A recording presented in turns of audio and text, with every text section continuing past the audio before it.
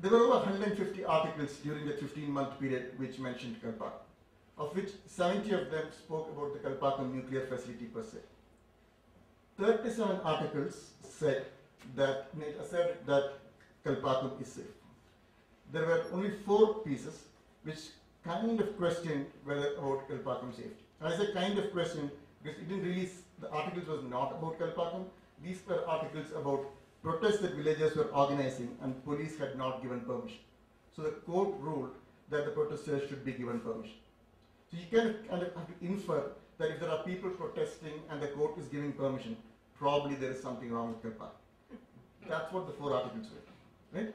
37 articles said that no, it was safe. Here is a sample. So the first one is from December 2009. There are no ill effects in the health of people and marine life around Kalpakkam. India has an excellent record of safety. No major incidents in the last 40 years. And as Subbush a short while ago spoke about memory-less journalism, stateless journalism. This is what it is. The Hindu themselves reported 4 of this, and they use the word major for every one of them. Right? And they say that there are no major incidents in the last 40 years. The headlines continue to say the same. Here are 3 headlines from that time.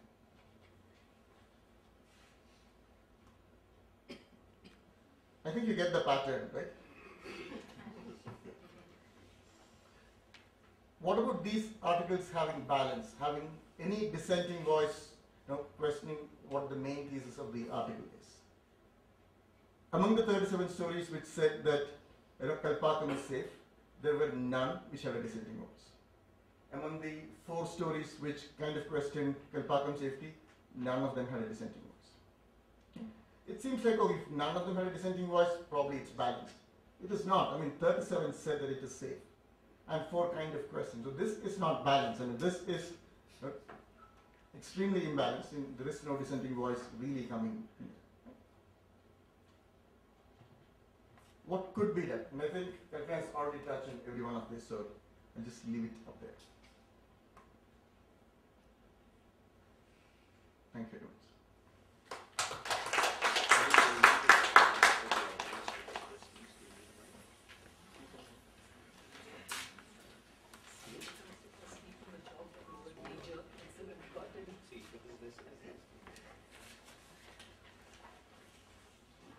Alright, so we'll open the floor to questions now. I'm going to be doing the bad job here of asking people to shut up if they speak too long.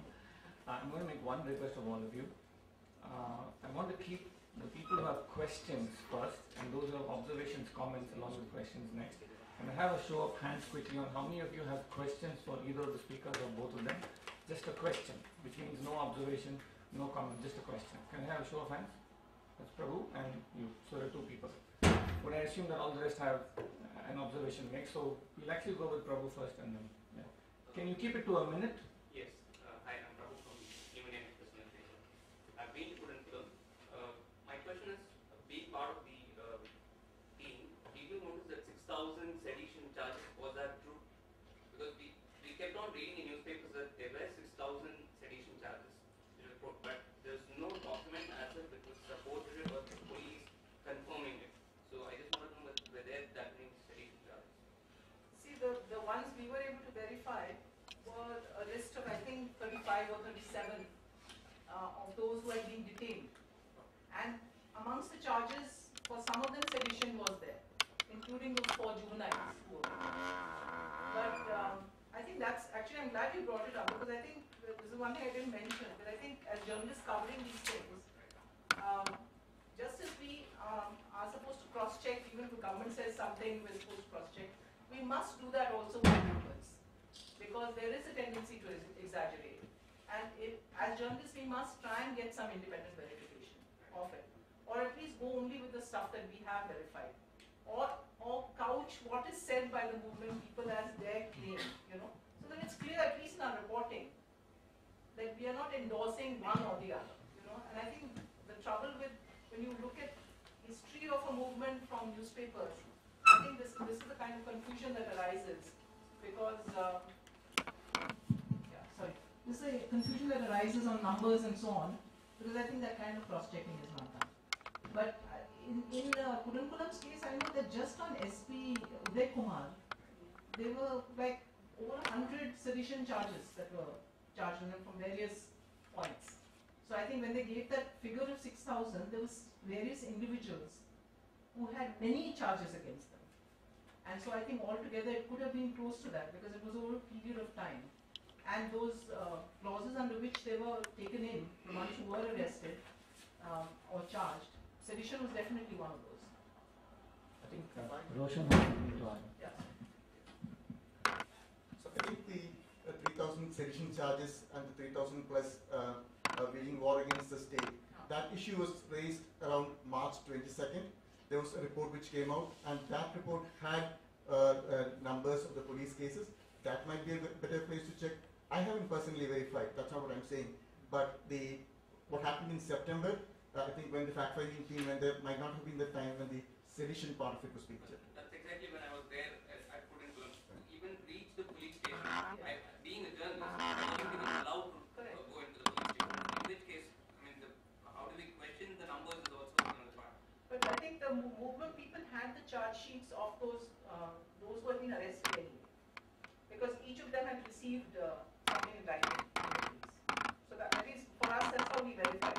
Because we got that list and we checked at all the charges and there were identical ones that were presented. The next question is the gentleman. Could you please introduce yourself? I am Prabhat. We work against the privatization of water process in the Karnataka state. So I was part of the years back, part of the agitations against Kaiga.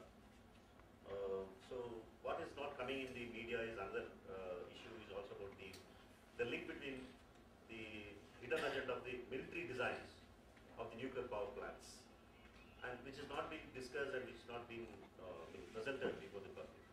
So there is a very clear, because you are very clearly saying that the adamancy of the government, in spite of the proven fact that the amount what they are projecting and what they are actually producing, the power, but there are some hidden agenda which is also global in things. So those needs to be highlighted. Actually, Can you comment on it? post 98, that agenda is not so hidden. You know, I mean, for those who covered this, one knew all along that the initial reason for the nuclear reactors was very definitely to get the byproducts so that India could have a bomb.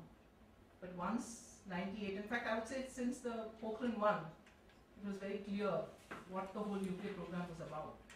But again, I think because of this aura of the nuclear establishment and the fact that the mainstream media has bought into it and has not questioned it, is the reason why this never comes out as a point of discussion.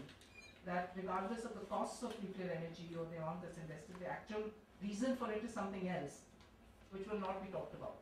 And if it is talked about, again, it's in a celebratory way.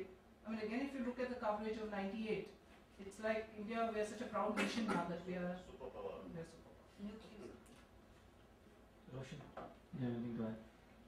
Any other questions as we move forward? Okay. Yeah, we'll just go to Kanchan. Yeah, it's a bit of a rhetoric. How do you make the space, how do you increase space for alternative views in the mainstream media? Let's go to both of you on that. I think it's not impossible. And I think, I mean, as a person who's been trying to give an alternative point of view for decades, I don't know, I suppose one just has to keep trying and strategizing how to do it.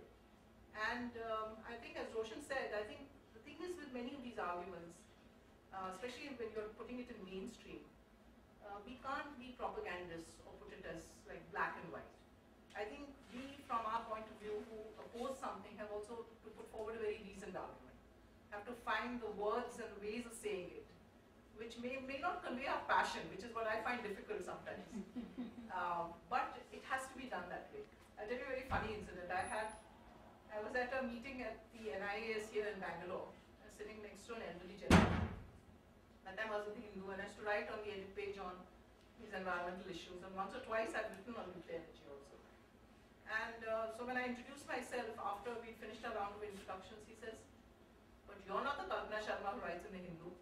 So I said, "I think I am." He said, "No, but she's much older than you." I said, "How do you know how old I am?"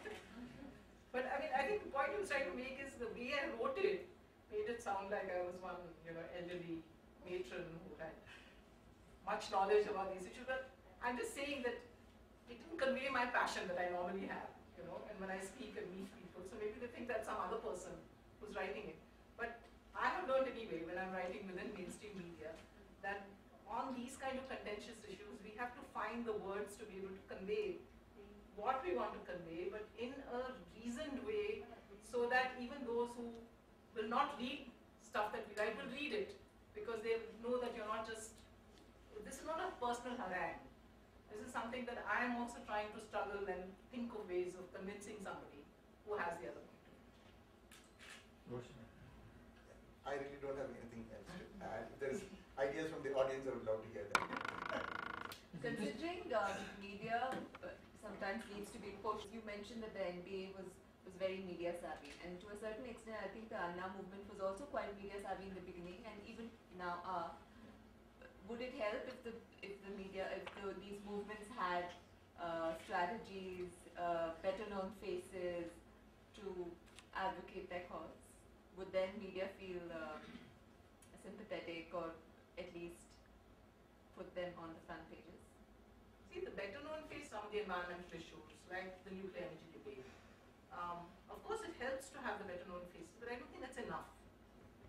I think, again, as Roshan's analysis said, you get the catchphrases, but they don't change the overall perception of the issue without it being a continuous debate within the